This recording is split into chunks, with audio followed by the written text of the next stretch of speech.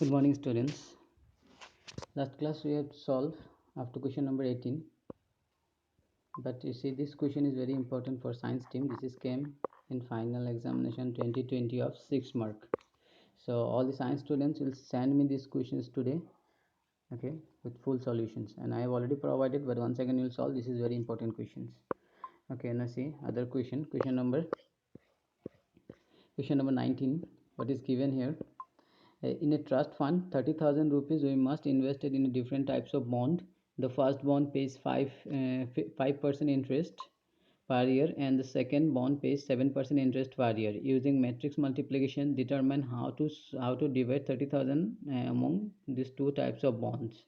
If the trust fund must obtain an annual interest of 1800 and 200, that means suppose we have 30,000 rupees, हम लोग के पास 30,000 rupees है और उसको दो बैंक में सपोज दो बैंक में इन्वेस्ट करना है, ठीक है। इसको दो बैंक में, बैंक 1 एंड बैंक 2, तो अभी ये बैंक में 5% इंटरेस्ट दे रहे हैं और ये बैंक में कितना दे रहे हैं, 7% इंटरेस्ट। तो अभी ये 30,000 रुपीज़ का कितना अमाउंट हम लोग इसमें रखेंगे और कितना अमाउंट इसमें रखने से हम लोग को ईयरली 1800 रुपीज़ इंटरेस्ट देगा, और कैसा करके रखने से हम लोग को 2000 रुपीज़ इंटरेस्ट देगा। ओके, तो हम लोग इसको निकालना है यूजिंग मैट्रिक्स मल्टीप्लिकेशन, ठीक है। मैट्रिक्स मल्टीप्लिकेशन निकालना है, तो इसके लिए फर्स्ट हम लोग क्या करेंगे, इसमें से फर्स्ट हम लोग देखेंगे, हम लोग के पास 30,000 रुपीज़ है, तो उसमें से एक्स रुपीज़ हम लोग फर्स्ट सपोज एक्स रुपीज़ हम लोग फर्स्ट बैंक में रख दिया।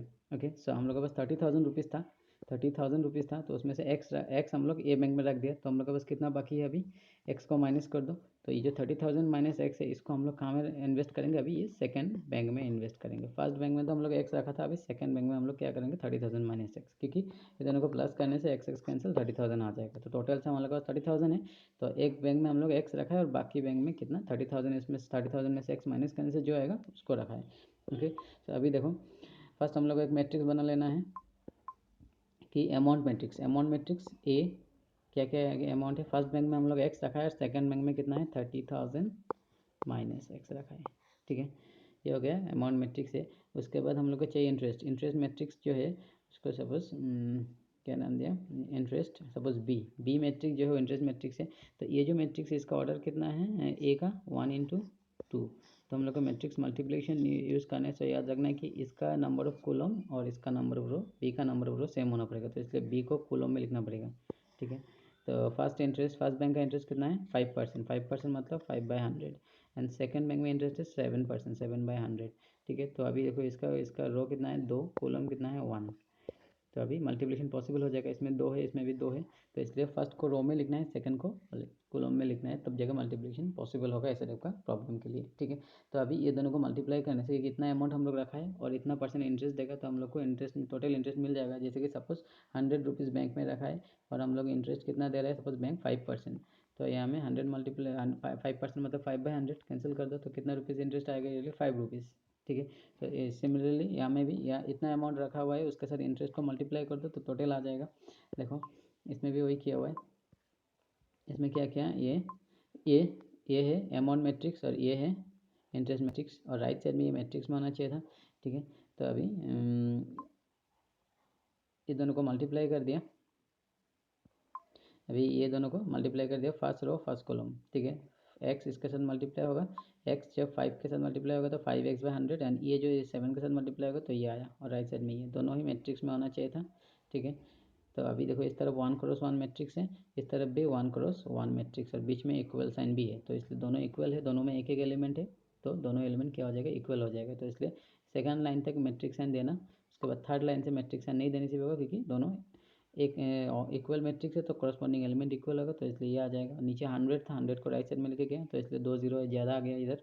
अभी इसको सिंप्लीफाई कर दो, ठीक है। सिंप्लीफाई करने से यहाँ में आएगा 7x माइनस 2x, फिर -2x, और ये और ये 4 टाइम्स 0, और ये 2100, इसको एक साइड में लेके गया और 2x को एक साइड में, फिर सिंप्लीफाई करो, उसमें से x का वैल्यू आ जाएगा, ठीक है। तो x मतलब फर्स्ट बैंक में जो हम लोग इन्वेस्ट किया है, तो फर्स्ट बैंक में हम लोग कितना इन्वेस्ट किया, अभी 15,000। फर्स्ट बैंक में हम लोग इंटरेस्ट कर लिया x मतलब 15,000, तो सेकंड बैंक में कितना इन्वेस्ट करेगा, 30 में से हम लोग को 30,000 था, उसमें से 15,000 तो हम लोग फर्स्ट बैंक में लगा दिया, तो अभी कितना बचा हुआ है, 15,000 बचेगा 30,000 में से, ठीक है। तो 15,000 लेफ्ट, तो मतलब दोनों बैंक में हम लोग इक्वल इन्वेस्ट किया 15,000 15,000, तब हम लोग को ये इंटरेस्ट मिलेगा। ठीक है, अभी इसमें और एक प्रॉब्लम दिया था कि कितना इन्वेस्ट करने से हम लोग को 2000 ये 2000 मिलेगा। तो उसके लिए क्या करना होगा, सेम प्रॉब्लम इसका ही, जस्ट या 1800 का जगह में ये जो 1800 है इसके जगह में 2000 लिख दो तो हो जाएगा। ठीक है, इसको 2000 से रिप्लेस कर दो, फिर सिंप्लीफाई करना, तो मुझे करके दिखाना ही है।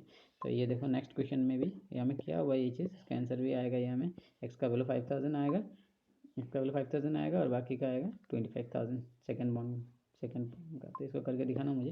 क्वेश्चन नंबर 20 में बोला है कि एक बुक शॉप में 10 डजन केमिस्ट्री बुक है, 8 डजन फिजिक्स बुक है और 10 डजन इकोनॉमिक्स बुक है। और केमिस्ट्री का बुक का दाम है 80, फिजिक्स बुक का दाम है 60 और इकोनॉमिक्स बुक का दाम है 40 एक बुक का। तो अभी बुक सेल जो बिक्री करने का, जो इसको सेल करने के बाद टोटल जो अमाउंट होगा वो कितना होगा बोल के बोला, यूजिंग मैट्रिक्स मल्टीप्लिकेशन निकालने के लिए बोला। तो इसके लिए वेरी इजी है, ये पहले के जैसा ही है। तो फर्स्ट हम लोग को क्या करना है, ये जो टोटल अमाउंट मैट्रिक्स मतलब कितना बुक है उसका एक मैट्रिक्स बना लेना है। तो फर्स्ट होगा matrix A, that means number of book का जो मैट्रिक्स है, कितना बुक है, केमिस्ट्री का कितना है 10, फर्स्ट केमिस्ट्री का है तो केमिस्ट्री 10 डजन, डजन मतलब उसके साथ 12 मल्टीप्लाई करना पड़ेगा। एक डजन में 12 बुक रहता है तो 10 डजन मतलब 10 इंटू 12। उसके बाद फिजिक्स का 8 बुक है तो 8 इंटू 12। उसके बाद क्या है, इकोनॉमिक्स का 10 बुक है तो 10 इंटू 12। तो ये हो जाएगा total number of books. Okay, उसके बाद क्या है हम लोग को प्राइस मैट्रिक्स, सपोज पी। तो प्राइस मैट्रिक्स फर्स्ट केमिस्ट्री का लिख दो, कॉलम में लिखना है, फर्स्ट को रो में लिखा, तो ये आ जाएगा 80, 60 एंड ये दिया इकोनॉमिक्स का 40। ठीक है, तो अभी ये हम इतना बुक है और इसको इतना रुपीज़ में सेल किया, तो मल्टीप्लाई कर दो तो टोटल अमाउंट आ जाएगा। सपोज हम लोग बस 5 बुक है, उसका एक बुक का हम लोग 10 रुपये करके बिक्री किया, तो 5 इंटू 10 बिकम 50 आ जाएगा। तो ऐसे इसको जस्ट मल्टीप्लाई करने से हो जाएगा, दोनों को ए और पी को मल्टीप्लाई कर दो using matrix multiplication, remember that, क्योंकि मैट्रिक्स मल्टीप्लिकेशन हम लोग को करने के लिए बोला। तो ये था ए, ये हमें 12 को बाहर निकाल दिया, बट 12 को हम लोग अंदर भी रख सकते हैं। ठीक है, 12 को अंदर रखने से 10 इंटू 12 120 हो जाएगा, फिर 8 इंटू 12 एंड 10 इंटू 12।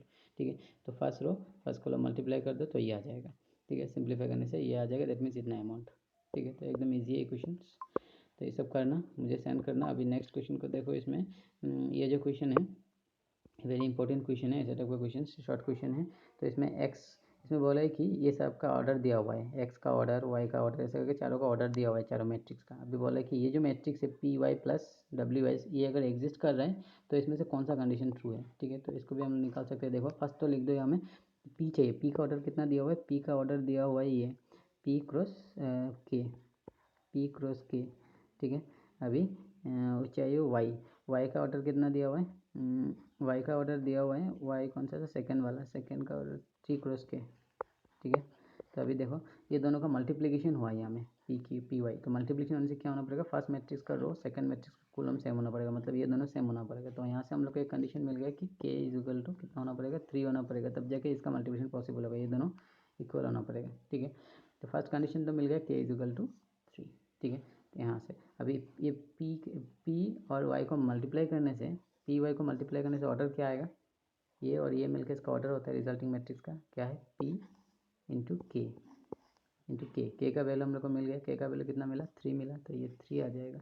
तो मतलब पी वाई का जो ऑर्डर है वो पी क्रॉस 3 है। ठीक है,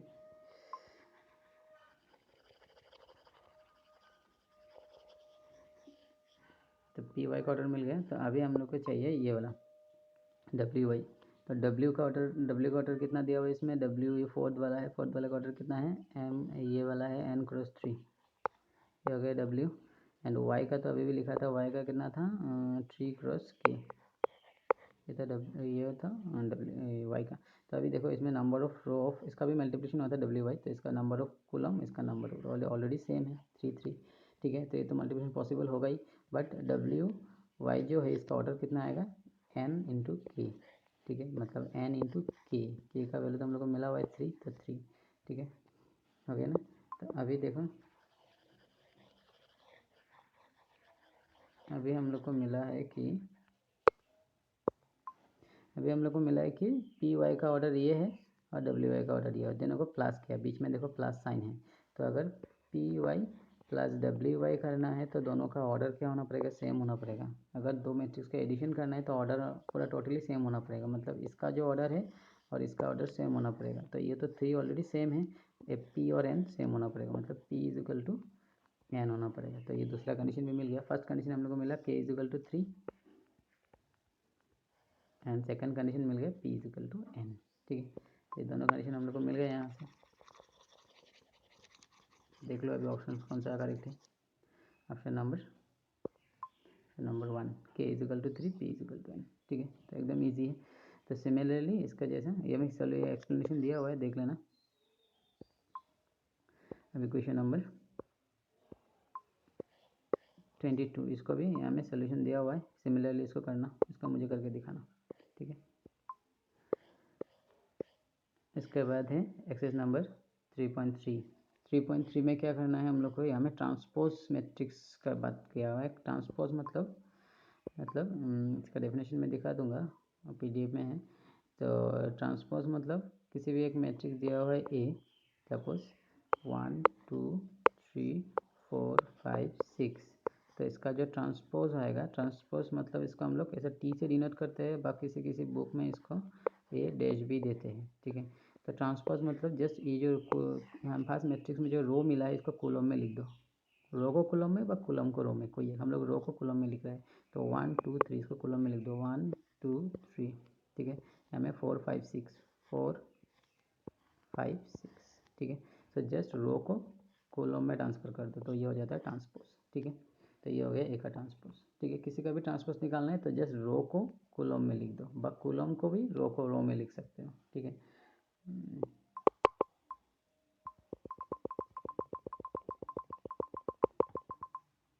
देख लो इधर में थोड़ा ये क्वेश्चन किया हुआ है। यहाँ में नंबर 1 यहाँ में दिया ये कॉलम में, तो इसको रो में लिख दिया।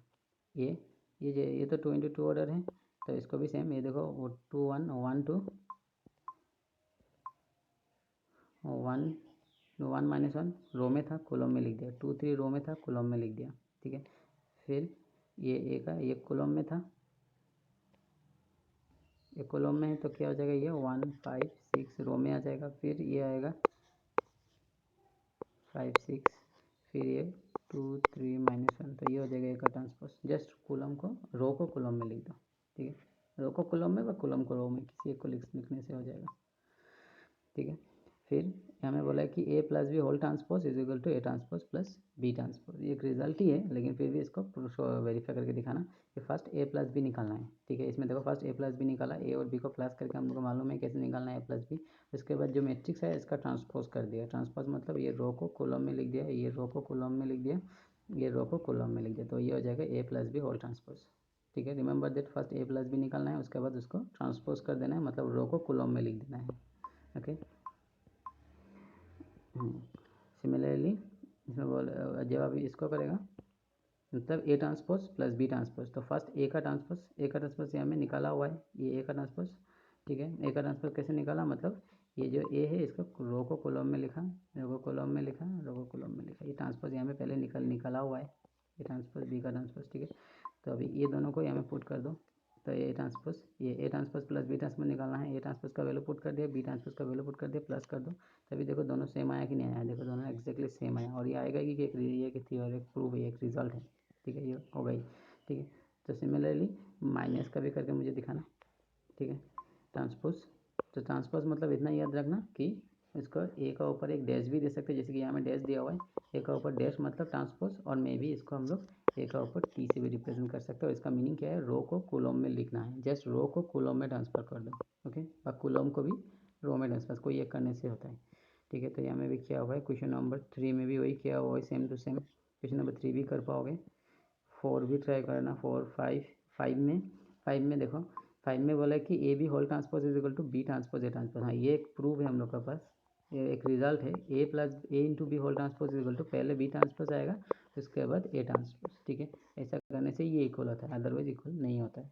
ठीक है, अगर हम लोग ऐसा लिख दिया कि A B whole transpose is equal to A transpose B transpose, तो ये रॉन्ग हो जाएगा। ठीक है, ऑलवेज बी फर्स्ट आएगा, उसके बाद ए। ठीक है, इसको वेरीफाई करके देखना, यहाँ में दिया हुआ है। ठीक है, फर्स्ट ए का ट्रांसपोज निकाले, हमें क्या हुआ ऑलरेडी, ए का ट्रांसपोज ये 5 में। हाँ, इसमें देखो ये भी कर पाओगे, ए into B, first A into B निकालना है, ए इंटू बी निकालना है, फिर उसका ट्रांसपोज मतलब रो कॉलम में ट्रांसफर कर देना है। ठीक है, फिर ए ट्रांसपोज निकालना है, बी ट्रांसपोज निकालना है, फिर B into B transpose into A transpose, मतलब बी का वैल्यू यहाँ पुट करो, ए का वैल्यू यहाँ पुट करो, फिर दोनों को मल्टीप्लाई करो, देखो दोनों का रिजल्ट सेम आया, एग्जैक्टली सेम। सब B A B whole transpose is equal to क्या है, बी ट्रांसपोज ए ट्रांसपोज। ठीक है, समझना, फर्स्ट ए इंटू बी निकालना है, फिर उसका ट्रांसपोज, ट्रांसपोज मतलब रो को कॉलम, जस्ट इतना ही ट्रांसपोज, ए बी मल्टीप्लाई करना हम लोग आता है, फिर उसको ट्रांसपोज कर देना है। और अभी उसके बाद क्या करना है, राइट साइड को निकालने के लिए फर्स्ट ए का ट्रांसपोज निकालो, ए मैट्रिक्स क्या था, ये था ए का मैट्रिक्स रो कॉलम में, अभी इसको रो में लिख दो, बी मैट्रिक्स रो में था, इसको कॉलम में लिख दो, फिर अभी इसको मल्टीप्लाई कर दो तो यही मैट्रिक्स बन जाएगा और दोनों सेम आएगा। ठीक है, ये वेरीफाई करने के लिए बोला था, तो ये नंबर 2 को भी करना। ठीक है, तो 6 में से नेक्स्ट क्लास में होगा। ठीक है, आप इतना तक 5 तक कंप्लीट करना। Okay, so thank you students. And last exam में बहुत लोग ने, मुझे लग रहा है कि कुछ लोग का चीटिंग किया, मतलब वो आंसर देख के फिर किया, नहीं तो किसी किसी को 2 मिनट एग्जाम देगा 100 मिल गया, इट इज़ इम्पॉसिबल। ये एग्जाम में 2 मिनट देके 100 नहीं मिल सकता है, लॉटरी नहीं लग सकता है, इट्स नॉट पॉसिबल। तो नेक्स्ट टाइम से मैं जब एग्ज़ाम लूँगा, मैं इमीडिएट तुमको मार्क्स और परसेंटेज प्रोवाइड कर दूंगा मैं उस फॉर्मेट में, बट इमीडिएट आंसर शो नहीं करेगा अभी से आंसर मैं रिजल्ट के साथ ही दूंगा। करेक्ट आंसर जो है वो रिजल्ट के साथ नेक्स्ट डे में पेज पोस्ट करूँगा। इमीडिएट एग्जाम के बाद रिजल्ट तुम लोग को नहीं मिलेगा नेक्स्ट मॉक टेस्ट में, खाली तुमको परसेंटेज शो करने के लिए मिलेगा, परसेंटेज मिलेगा एंड मार्क्स मिलेगा। ठीक है, करेक्ट आंसर मैं बाद में प्रोवाइड करूँगा। ठीक है, फिर मालूम पड़ जाएगा कि किसका कितना नॉलेज है। ठीक है, तो बहुत लोग को हो सकता है जेन्युइनली 100 मिला है, बट कुछ कुछ लोगों को मुझे डाउट है कि किसी किसी को 2 मिनट एग्जाम देके 100 मिल चुका है, बट ये कैसे हो सकता है, इट्स नहीं नॉट पॉसिबल। ओके, सो इसलिए मैं सभी स्टूडेंट को बोल रहा हूँ कि एग्ज़ाम पढ़ के देना और चीटिंग करके नहीं, डायरेक्ट एग्ज़ाम में पास करने के लिए ट्राई करो, क्योंकि ये तुमको 100 अगर किसी से देख के 100 मिल भी गया तो कोई फ़ायदा नहीं है, और 2 मिनट एग्जाम देके तो 100 मिलना ही नहीं चाहिए। मैंने टाइम दिया था 20 मिनट्स। ठीक है, और कुछ कुछ प्रॉब्लम जैसे कि ए क्यूब मैंने निकालने के लिए बोला था, अगर ए इज इक्वल टू आई, तो ये इसको मल्टीप्लाई करने के लिए तो टाइम चाहिए, ए आई इंटू 3 बार तो मल्टीप्लाई करना होगा, 2 मिनट में कैसे मल्टीप्लाई कर देगा ए क्यूब 3 बार। ठीक है, तो इसलिए एग्ज़ाम को कॉपी में सॉल्यूशन करके ही क्लिक करना, लॉटरी मत मारना। ओके, ओके, एंड ये एग्ज़ाम सबको देना है, बहुत लोग ने एग्ज़ाम नहीं दिया, एग्ज़ाम देने से तुमको मालूम पड़ेगा कि तुम्हारा कितना नॉलेज आया और कितना नॉलेज नहीं है। जो लोग एग्ज़ाम नहीं दे रहे वो लोग को कुछ पता नहीं चल रहा है कि वो लोग को कितना आ रहा है कितना नहीं आ रहा है। ठीक है, तो इसलिए I request all the students to give exam. Okay, ये तुम लोग को दे देगा कि तुम्हारा कितना नॉलेज है मैट्रिक्स के ऊपर। Okay, okay, thank you students. So I hope you understand this. This exercise 3.3 का अप टू क्वेश्चन नंबर 5 तक कंप्लीट करने के लिए ट्राई करना। Okay, so thank you, we will discuss in our next class.